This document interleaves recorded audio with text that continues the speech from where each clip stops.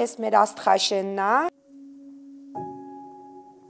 Մեր գյուղից աստղեր են բերել, քարի աստղեր։ Մենք Արցախում զբաղվել ենք անասնապահությամբ ու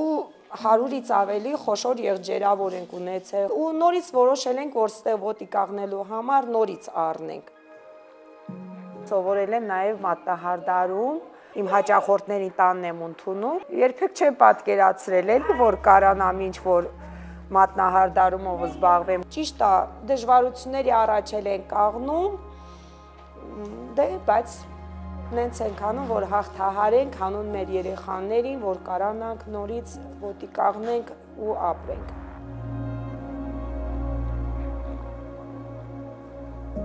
Քանի որ Ճամբարակ համայնքը շատ ցուրտ տեղ է, այս տարի մտածում ենք ոնց պիտի տաքանայինք, մեր վրա զանգեցին, մարդ կարիքի մեջ կազմակերպությունից է, ուզում ենք ձեզ վառելափայտով օգնել։ Ուրախությանս չափ ու սահման չկար, իմ ամենամեծ երազանքս այնա վեր